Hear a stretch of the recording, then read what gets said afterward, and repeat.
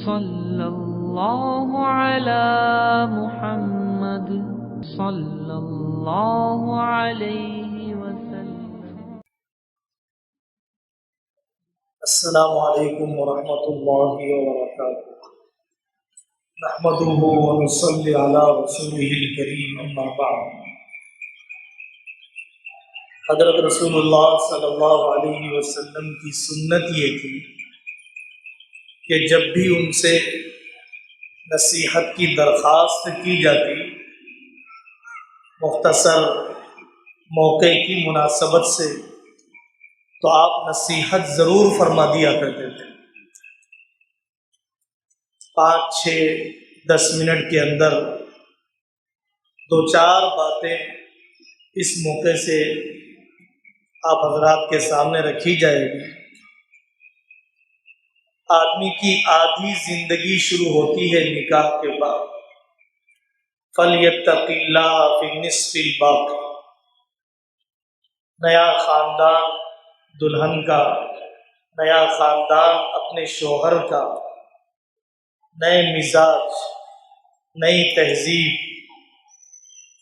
نیا رہنے کا انداز۔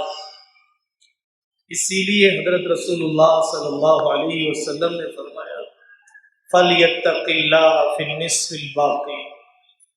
نکاح کرنے کے بعد خاندانی زندگی میں اللہ سے ڈرنا، کہیں بدگمانی میں جلدی نہ کرنا، زبان کو بے لگام نہ کر دینا، رشتوں کے توڑ کی طرف قدم نہ اٹھانا، بے لگام نہ ہو جانا، بہت ٹھہراؤ، بہت نرمی، بہت معاملہ فہمی، پھونک پھونک کر قدم اٹھانا اس موقع پر ہم سب کے لیے ضروری ہے۔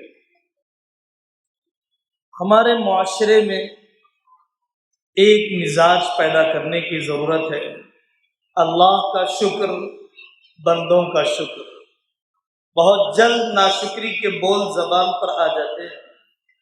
70 سال، 60 سال صحت مند رہنے کے بعد معمولی بیماریوں پر زبان پر شکایت آ جاتی ہے۔ بندوں کی ناشکری، وہ بہت کم لوگ ملیں گے جو بہو کا شکریہ ادا کرتے ہو، بیٹا آپ نے چائے وقت پر دے دی۔ بہت کم وہ لوگ ملیں گے جو اپنے سمدن کا، سمدی کا، داماد کا، ساس کا کسی احسان پر شکریہ ادا کرتے ہو۔ جو دکھائی دینے والے انسانوں کا شکریہ ادا نہیں کرتا، وہ نہ دکھائی دینے والے اللہ کا کیا شکریہ ادا کرے گا؟ من لم یشکر الناس لم یشکر اللہ۔ شکر کا مزاج چھوٹی چھوٹی چیزوں پر بھی ہمیں سکھلایا گیا، شکریہ ادا کرنے کی عادت۔ کتنے بڑے بول ہیں جو ہمیں سنت میں بتلائے گئے کہ جب تمہارے ساتھ کوئی حسن سلوک کرے تو یہ کہہ دیا کرو جزاک اللہ خیرا، اللہ تمہارے احسان کا بہتر بدلہ عطا فرمائے۔ گویا یہ کہہ رہا ہے وہ اپنے حال سے کہ میں آپ کے احسان کا بدلہ نہیں چکا سکتا، اللہ ہی اپنے خزانے سے اپنی شان آپ کے احسان کا بدلہ دے۔ کتنی گہری معنویت ہے، کتنی اونچی سوچ ہے، کتنا احسان مندانہ جذبے کا اظہار ہے۔ جزاک اللہ خیرا۔ انگریزی بول میں نہ وہ گہرائی ہے نہ وہ تاثیر ہے۔ ایک اور مزاج بنانے کی، ترقی دینے کی ضرورت ہے۔ حضرت رسول اللہ صلی اللہ علیہ وسلم نے فرمایا ثلاث لا يكلمهم الله يوم القيامة ولا ينظر إليهم ولا يزكيهم وَلَهُمْ عَذَابٌ أَلِيمٌ۔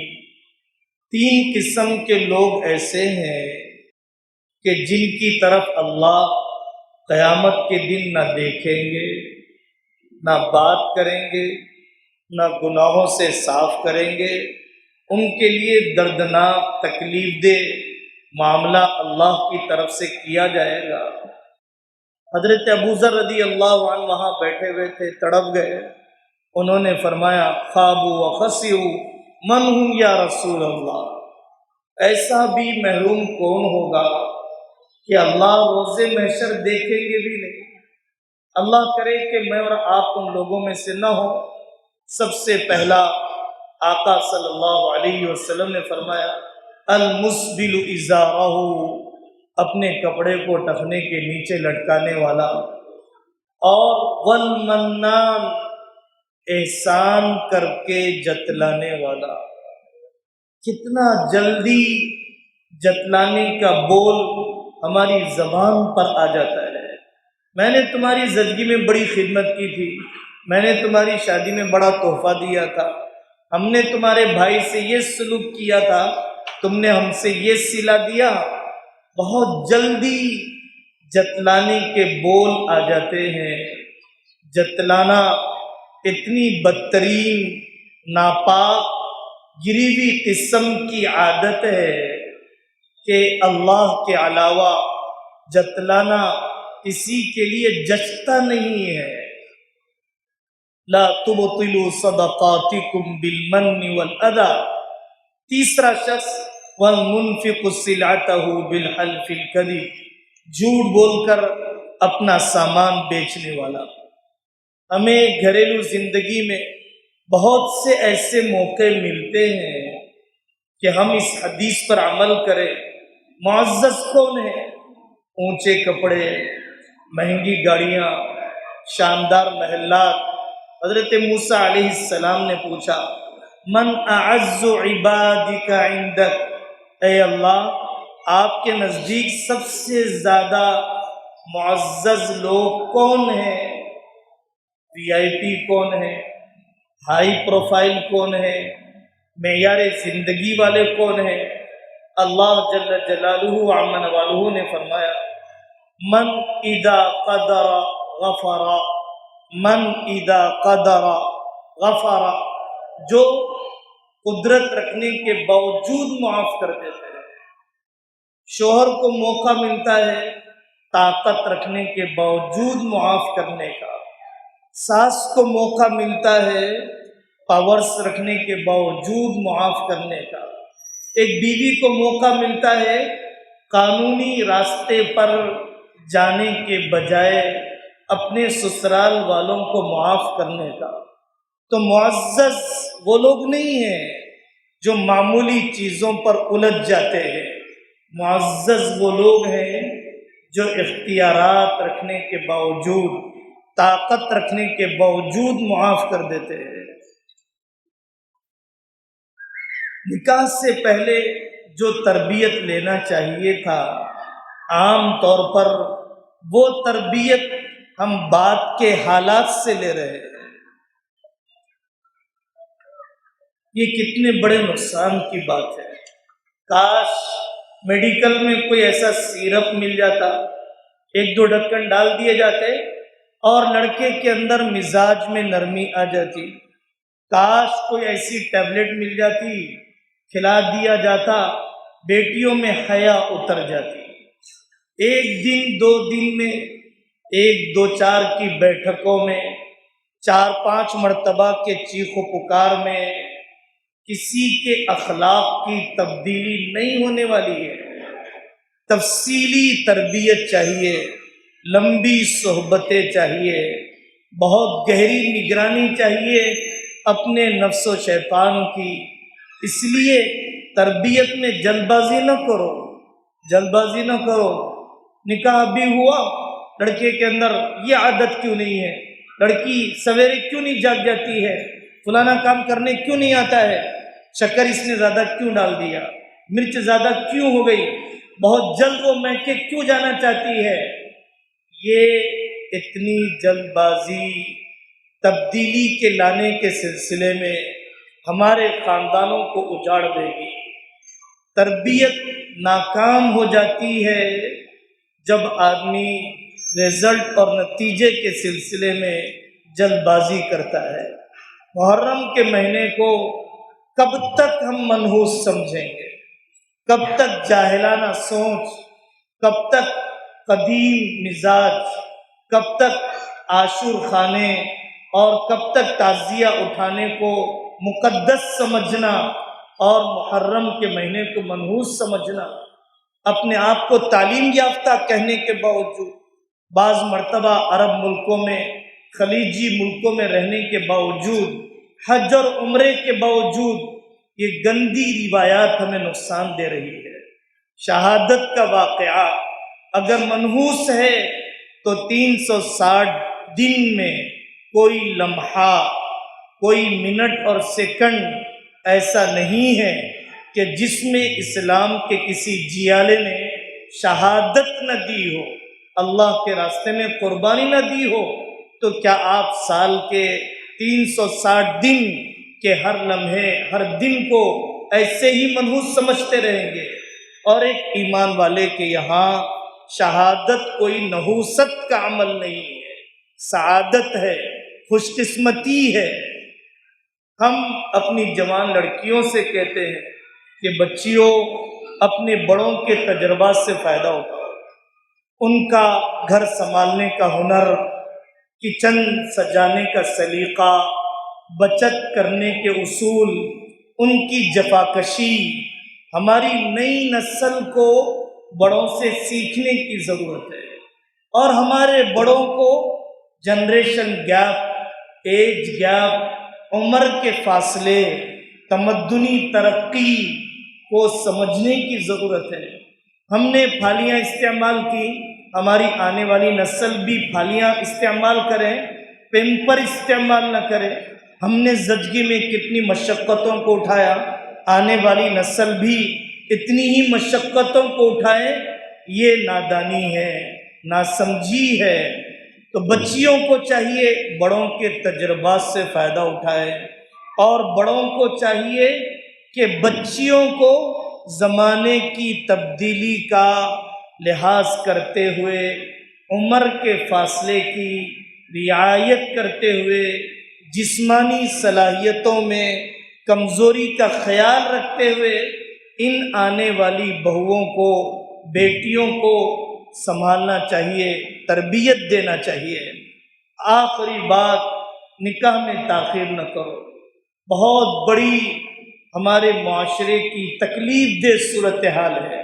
مکان بننے تک، ڈگری ہونے تک، سعودیہ سے آنے تک، آسٹریلیا امریکہ کی سٹیزن شپ تک، نکاح میں تاخیر ہماری نسلوں کو آوارہ، بیٹیوں کو بانجھ، بچوں کو مرتد، بیٹیوں کو بے حیا بننے پر مجبور کر رہے ہیں۔ وہ ظالم ماں باپ جو غیر شرعی بنیادوں پر اپنی بچیوں کے نکاح میں تاخیر کر رہے ہیں۔ کم سے کم میں بھی نیت کروں، آپ بھی نیت کریں۔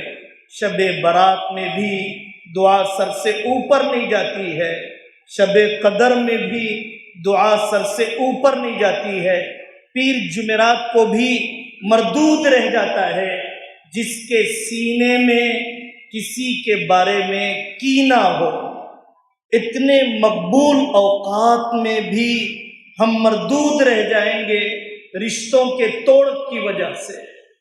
خوشبوئیں مہکنے لگ جائیں گی اگر آپ رشتے جوڑیں گے، حقیقی روشنی آ جائے گی اگر بدگمانیاں دھل جائیں گی، آپ بڑے ہو جائیں گے اگر آپ چھوٹے بن کر سلام کر لیں گے۔ اللہ تبارک و تعالیٰ اس نکاح کو مبارک فرمائے، مقبول فرمائے۔ ماشاءاللہ صلحاء کا مجمع اور اکابر علماء کا مجمع ہے۔ میں نے درخواست کی انہی سے دعا کے لیے، لیکن انہی کے کہنے پر، خواہش پر دعا کا یہ عمل بھی میں ہی کر دیتا ہوں۔ اللہ تبارک و تعالی ہم سب کو عمل کرنے کی توفیق عطا فرمائے۔ اللہم صلی علی محمد النبی الامی وعلی آلہ وسلم تسلیما۔ اے اللہ ہماری کوتاہیوں کو معاف فرما، بچی کچی زندگی کی صحیح قدر کرنے والا بنا۔ جو گھر بے آسرا ہو گئے اس وبا میں انہیں آباد فرما، بچے یتیم ہو گئے ان کے سرپرست بن جائیے، بچوں کے لیے مناسب جوڑے مقدر کر دیجیے، ہمارے ماں باپ کو صحت عطا فرما، دنیا سے رخصت ہو گئے درجات بلند فرما، کٹے پھٹے خاندان ہیں اجتماعیت کو زندہ فرما، انا کا خاتمہ فرما، ضد طبیعتوں سے نکال دیجیے، رواج میں بہنے سے پناہ عطا فرما، جسمانی روحانی بیماریوں سے شفا عطا فرما، ہماری نسلوں میں صحت مند اور صالح نیک نسل کے وجود میں آنے کا فیصلہ فرما دیجیے، پلک جھپکنے کی دیر نفس کے حوالے نہ فرمائے، رواج کے حوالے نہ فرمائے، نفسانیت و شیطانیت کے حوالے نہ فرمائے، ساحر کے سحر، بد نظروں کی بد نظری سے پناہ عطا فرمائے،